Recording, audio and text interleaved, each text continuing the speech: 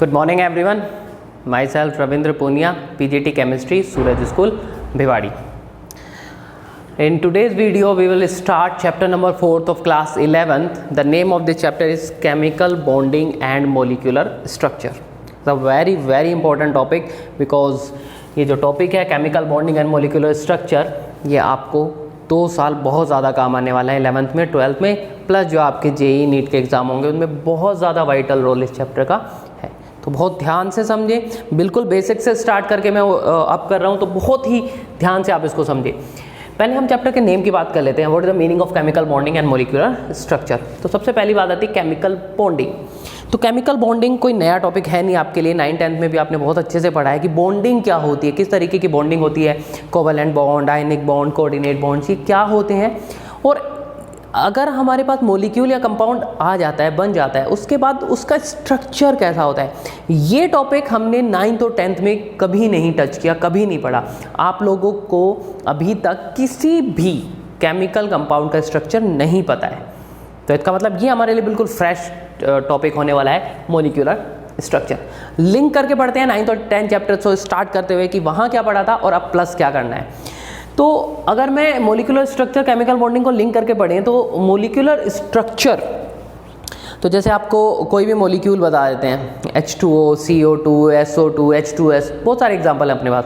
तो CO2 है carbon dioxide gas, तो अभी तक हम सिर्फ CO2 है उसे कैसे भी लिख देते हैं। जैसे मान लीजिए CO2, तो CO2 आप ऐसे बना लो, CO2 डबल बॉन्ड होता है, आप ऐसे बना दो CO2, तो कोई फ़र्क नहीं पड़ता था, कैसे भी लिख दो आप ऐसे भी लिख दोगे OCO तो भी वो CO2 ही है, क्योंकि अभी तक हमने मॉलिक्यूलर स्ट्रक्चर्स पढ़े नहीं हैं। अब हम इस चैप्टर में ये पढ़ेंगे कि ये जो CO2 है, ये एक्चुअल में इसका जितने भी हमारे पास पॉसिबिलिटी हमारे पास दिमाग में आएगा कि CO2 किस तरीके से है, इन दोनों के बीच में एंगल क्या है, ये दोनों एक दूसरे से कितने दूर होते हैं, ये सारी जो चीज़ें हैं वो हम इस चैप्टर के अंदर पढ़ेंगे। That is molecular structure. तो मॉलिक्यूलर स्ट्रक्चर हमें इस चैप्टर के अंदर पढ़ना है, तो बहुत ध्यान से देखिएगा कि किस तरीके से अपन इसको डील करेंगे। तो सबसे पहले स्टार्ट करते हैं लुईस स्ट्रक्चर से। ये आपने 10th में पढ़ा हुआ है, तो यहाँ से आप लिंक कर सकते हैं, बहुत ध्यान से देखना। कोई भी एग्जाम्पल ले लेते हैं H2O, N2, H2, Cl2, बहुत सारे एग्जाम्पल हैं मॉलिक्यूल्स के। तो सबसे पहला जो यहाँ पर इस टॉपिक अपन स्टार्ट कर रहे हैं दैट इज लुईस स्ट्रक्चर्स। क्योंकि सबसे पहले जो शुरुआत की स्ट्रक्चर्स के बारे में बताने की वो लुईस ने की। लुईस ने कुछ कॉन्सेप्ट बनाया, बहुत ही आसान सा कॉन्सेप्ट है, उसके मेरिट डिमेरिट पढ़ेंगे। फिर लुईस ने कहा कि स्ट्रक्चर बड़े सिंपल होते हैं। जैसे हाइड्रोजन है, तो हाइड्रोजन का स्ट्रक्चर कैसे होगा, तो एक हाइड्रोजन यहाँ रखा, एक हाइड्रोजन यहाँ रखा। तो लुईस स्ट्रक्चर हमेशा सिंबल लिखकर, और इलेक्ट्रॉन डॉट स्ट्रक्चर भी बोला जाता है इनको, क्यों, क्योंकि इलेक्ट्रॉन्स दिखाने होते हैं। तो बताइए बेटा हाइड्रोजन के पास कितने इलेक्ट्रॉन होते हैं, तो हाइड्रोजन का एटॉमिक नंबर होता है 1। तो कितने इलेक्ट्रॉन होंगे इसके पास 1, कितने इलेक्ट्रॉन होंगे इसके पास 1। एक इलेक्ट्रॉन इसके पास है, एक इलेक्ट्रॉन इसके पास है, दोनों ने शेयर कर लिया। पहले से पता है ये कहानी, आपको 10th पे पढ़ी हुई है। दोनों ने शेयर कर लिया तो उसको ऐसे दिखा दिया अपन ने, यहाँ शेयर, यहाँ शेयर। हाइड्रोजन इसने भी शेयर कर लिया, इसने भी शेयर कर लिया, तो ये तो शेयरिंग से बॉन्ड बना, दैट इज नोन एज, पता होगा आपको, बताइए शेयरिंग से जो बॉन्ड बना that is known as yes covalent bond. तो जो शेयरिंग से बॉन्ड बनता है वो कोवेलेंट, तो ये कोवेलेंट बॉन्ड है। कोवेलेंट स्पीशीज को इस तरीके से जब हम दिखाते हैं तो उसे हम क्या बोलते हैं, लुईस स्ट्रक्चर। तो this is Lewis structure, simple. Similarly Cl2,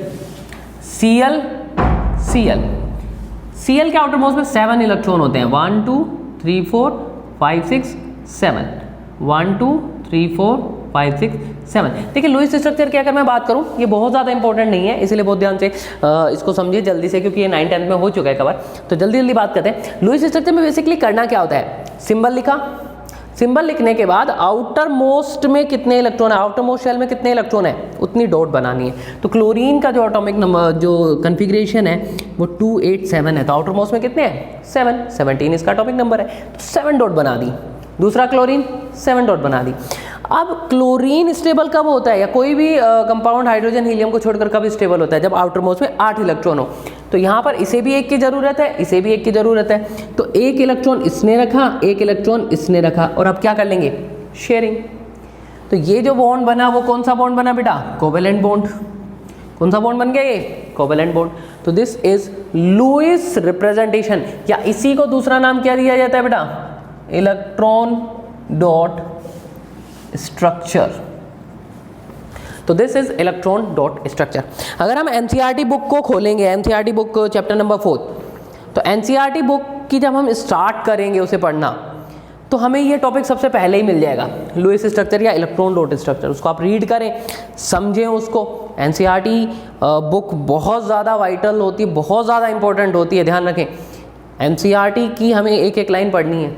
तो एनसीईआरटी बुक में इलेक्ट्रॉन डॉट स्ट्रक्चर को पढ़ें, काफ़ी सिंपल होने वाला है आपके लिए, अच्छे से बताएं।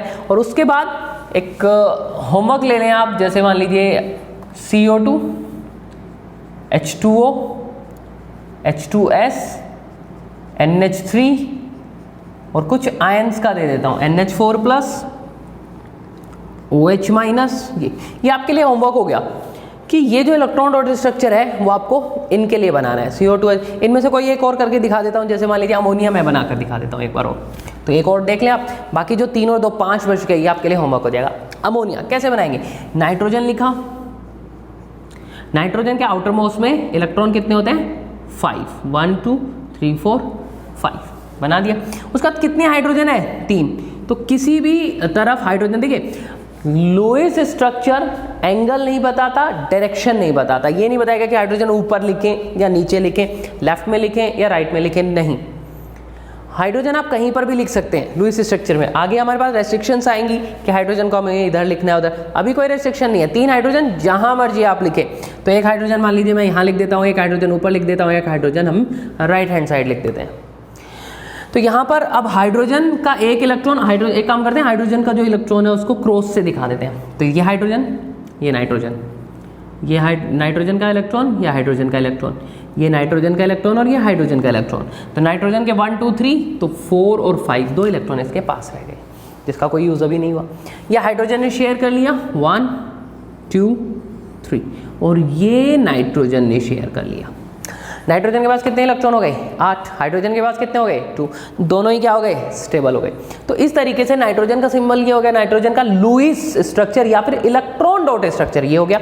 अब आपको बनाना है CO2, H2O, H2S, NH4+ and OH-।